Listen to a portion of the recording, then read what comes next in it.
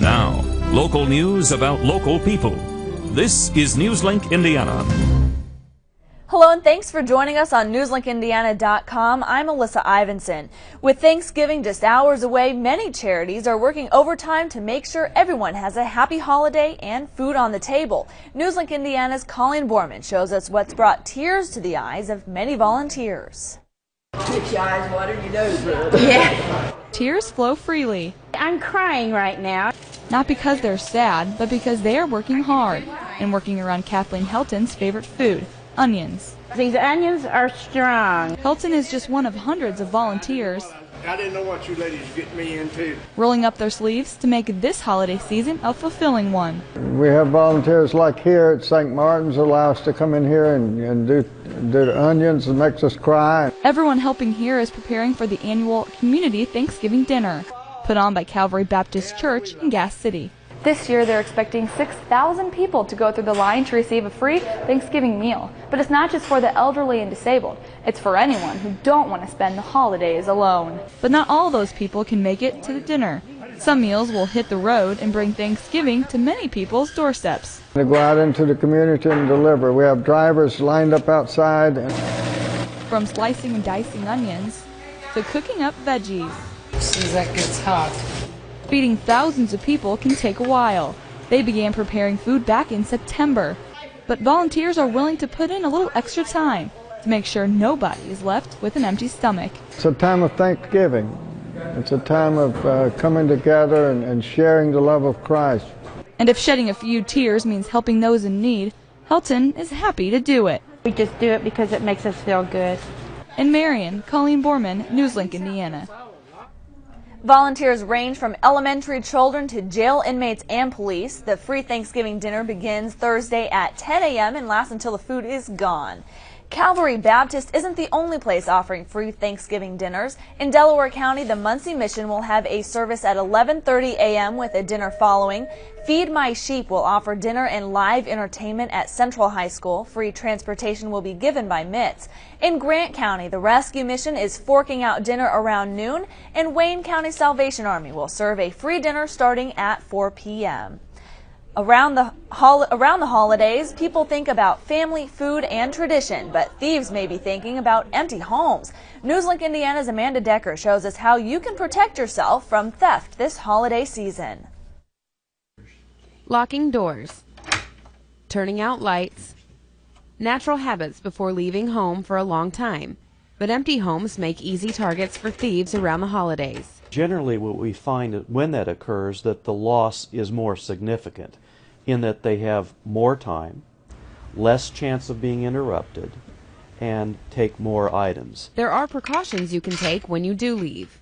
Not only is it important for you to lock your doors when you leave your home for the holidays, but make sure to check your windows to see if your screens pop out easily like this, which can be an easy target for thieves.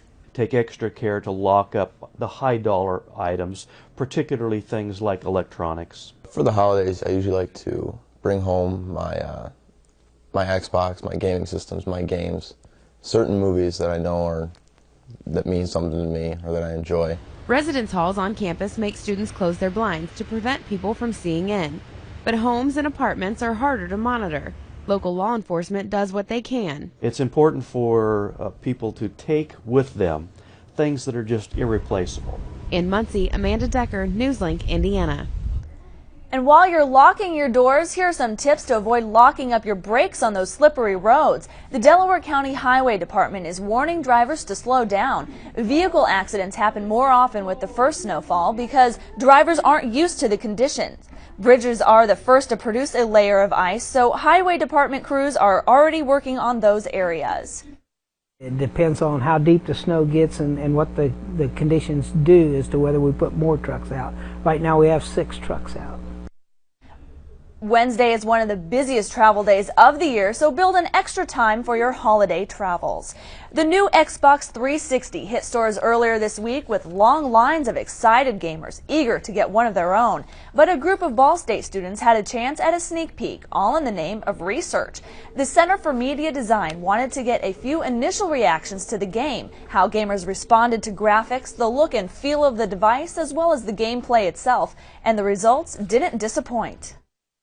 I figured it was more or less going to be the same thing, just a lot prettier, and it is. You know, I'm quite impressed with the graphics. I am a graphics geek. The gameplay was great. There was no lag, no anything. I mean, the loading time, nothing. The Xbox 360 costs $400, but retailers expect it will continue to fly off the shelves this holiday season. A new and cheaper way to light the city, for Christmas that is. Newslink Indiana's Holly Samuels shows us the new lights strung around Muncie not only look great, but will be around for years to come. The newest way to decorate for Christmas could last for years. These, you could actually plug them in and leave them on for about 20 years. They are LED lights, which stands for light emitting diode.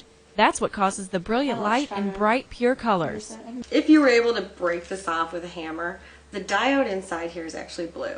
So you're not dealing with a yellowish light in a painted bulb. The diode also eliminates a filament, which can break and cause the light to go out. You can, hit them against wood or tile and they're not going to break. Our company has actually thrown these out in the parking lot and driven over them with a semi-tractor trailer. Although the LED lights don't look very bright in the daytime, at night they give off a brilliant glow. And LED lights have been switching on for Christmas more and more in the past 5 years. They don't get hot. They don't waste their energy by emitting heat. So you have a cool light. The lights are also a safer choice because of the way they burn. These can stay on, all night long on your tree, especially on a live tree. You don't ever have to worry about a fire hazard. They're not going to burn the house down. LEDs can function on about 10% of the electricity, which makes them a perfect fit for large displays. Muncie's downtown development chose LED lights after test runs with traditional C7 lights. When we started investigating again this year, we found the newly patented LED lights that we thought would be a better choice for maintenance. And while they cost about 2/3 more than C7s, they save money in the long run. For example, a standard tree of LED lights costs about 45 cents a month to run, compared to $30 for C7 lights. The energy savings is going to pay for the lights in a very short period of time. And then this Another plus, 150 strands of Winterland's commercial lights can be lit from one outlet and can remain in place for more than a decade. What we like is that once they're up, and they're going to burn for 200,000 hours. Now, 200,000 hours sounds like a lot, but really that's 23 consecutive years of use. 23 years of use, and so they'll never burn out. So cities like Muncie can create holiday displays that can dazzle for years to come. In Muncie, Holly Samuels, Newslink, Indiana. Winterland commercial-grade LED lights were released in September. Retailers like Target carry them as well, so your Christmas tree can also have the LED glow. It may be Thanksgiving, but Meijer is one of many retailers open for business, and they're gearing up for Friday, one of the second busiest shopping day of the year.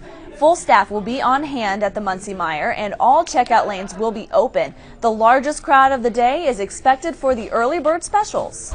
We'll have a wide variety of electronics in those ads, everything from the iPod shuffles to different sizes of TVs, radios, CD players, but it'll be a big electronics and, as always, a big toy holiday. The busiest shopping day for the holidays is considered to be the Saturday before Christmas. It's coffee to go with a twist. Newslink Indiana's Amanda Decker explains how one Anderson woman is pioneering the path of drink delivery door to door. Here's your 3 hot apple ciders. Thank you. Thank you very much. Coffee to your door. That's Kathy Bowyer's idea, and over the past 3 months, it's become a pretty successful one.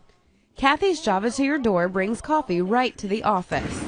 I always have wanted to start up something like this, but I just never really had the nerve to do it. But after she lost her job earlier this year, Kathy found an innovative way to sell coffee and owns the only mobile coffee shop in Indiana.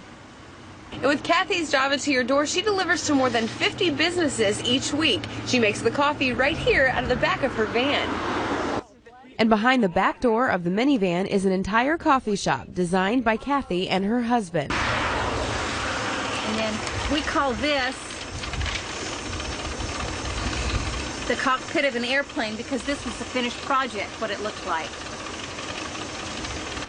The equipment in her van mainly runs off battery power. Her customers run off the caffeine she delivers. And we love her to death. Oh my gosh, since she started that, it's the best thing because we're all office full of coffee drinkers.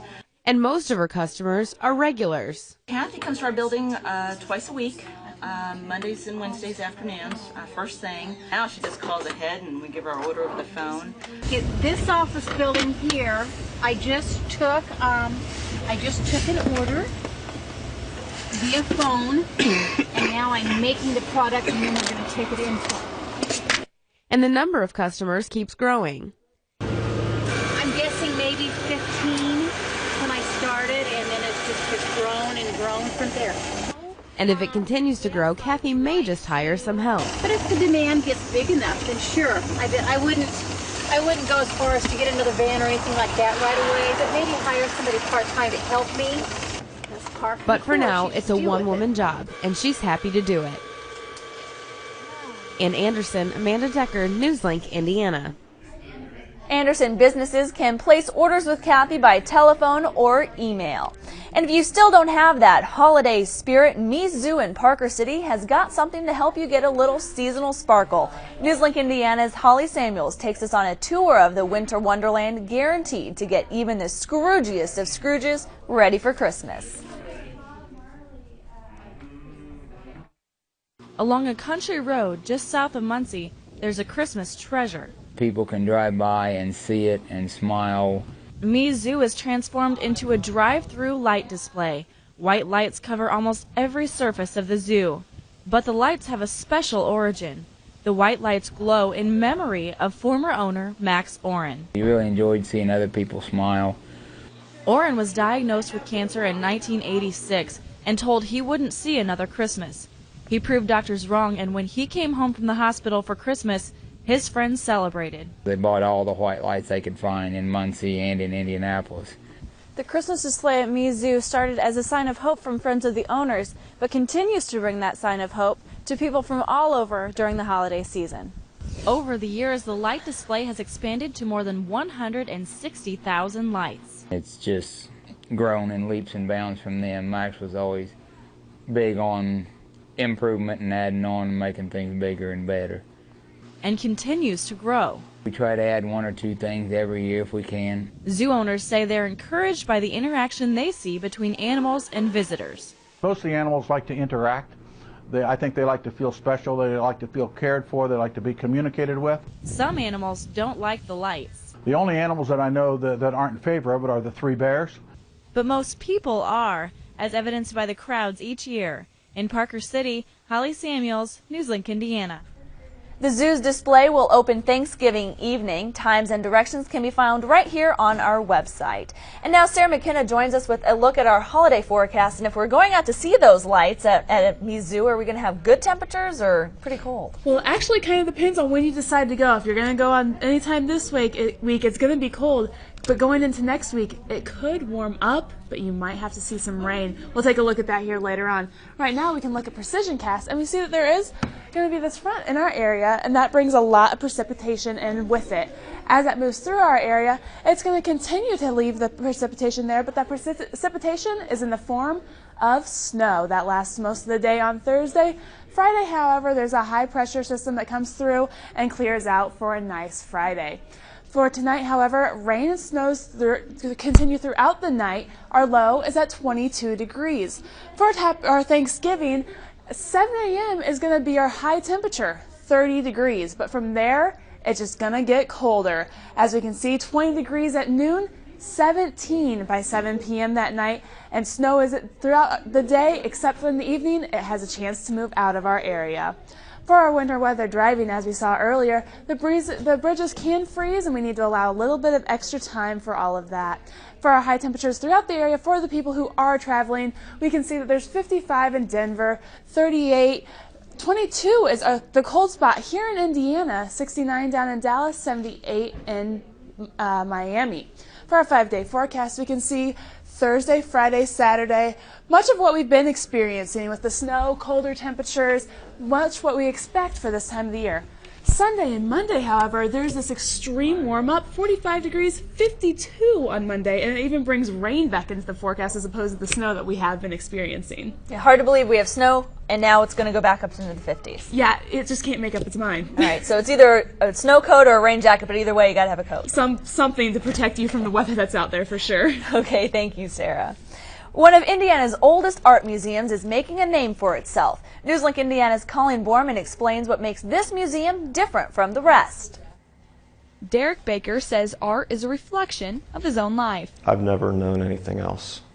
I've just always had a creative touch. And that touch got his art up in the Richmond Art Museum. But he has an even loftier goal. I wouldn't mind having my own exhibit of a whole room full of my work. Baker's art hangs among some of the greatest, from American Impressionist William Merritt Chase. You see those great large brush strokes, the infusion of color and light. To Indiana artists like Scott Evans and T.C. Steele. We really want to show local and regional artists. That is our mission, is to encourage and support local artists. But this museum is unique to any museum in the nation. It sits right here at Richmond High School, making it the only public museum to sit inside a public school. We're Richmond's best kept secret because people don't know we're here.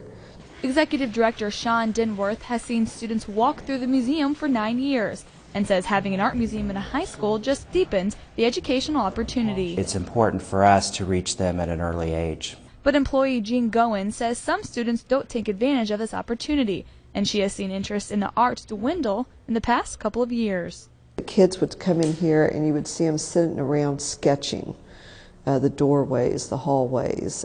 They don't do that anymore. To gain more student interest, the museum offers programs such as lectures by artists and instructional classes. I think it's an opportunity for students to interact, to interpret. They're able to articulate why or why not they may not like something. And hopefully leave with a better understanding of art. Art is something that lives within our soul. I know it's a part of my soul and my fabric and my being. And for Baker, it's already in his soul and a possible career. Expressing yourself in different mediums. In Richmond, Colleen Borman, Newslink, Indiana. The museum is free and open to the public. And you'll find more than 14 Asian restaurants throughout the Muncie area, but it's a pretty good bet only one of them is a one-man show. Newslink Indiana's Scott Atkins dishes out the success story of this local favorite.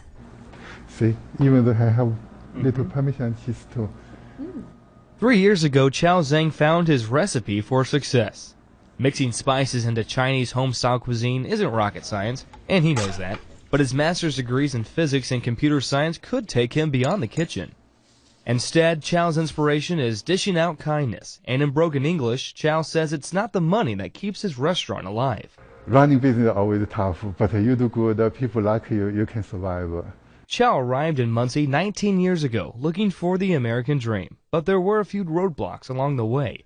Longtime friend Janine Brinson remembers just one of his struggles at the license branch. It was just a situation, like I said, that I felt it was meant to be. I just happened to look up and saw he was there, and I had seen him before, in and out, and I just decided that I was going to find out if I couldn't try to help this man. Good company seems to follow Chow, since he's been serving kindness far longer than his days at this restaurant.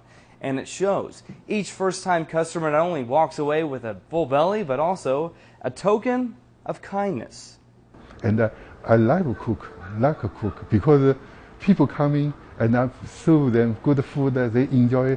I enjoy too. Customers enjoy the prices too. $5 will get you a heaping plate of the cuisine that's different from all the rest. In Muncie, Scott Adkins, Newslink, Indiana.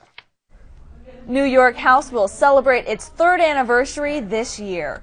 As the saying goes, a picture paints 1,000 words, and that's just what 2 Muncie men are doing. Newslink Indiana's Rick Babuziak explains how these 2 painters travel the state, capturing the Wabash River in watercolor. It is an absolute passion. I think it's an expression of a human's expression that you pull things out of yourself and becomes part of the painting. You know, I stare at cracks in the sidewalk and see composition. You know, everything is a painting and a little lighter. Jim and I have painted together for many years, and both have a passion for outdoor painting and love to paint the rivers. So we decided 17 years ago to paint the Wabash River. We were both in a situation, though, where we had other things that we really had to do. We simply ran out of time and opportunity after about 2 years and gave it up, saying we would return to the project. Almost 4 years ago, we started talking about it again, and we got back at it. A long-term project like that gives you an opportunity to get really involved in the subject, and we've been up and down the river, I don't know how many, dozens and dozens of times.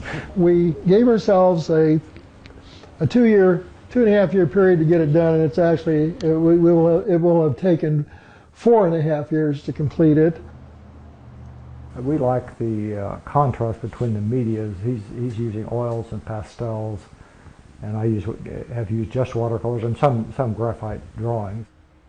Sometimes the paintings you wrestle with, you have an absolute terrible time with, turn out though really to be wonderful works of art. And if it's going real easy and flowing very easily, you probably haven't solved any problems. You just put some color on paper. It's still a learning process, and I think if it weren't a learning process, your work would become very stereotypical.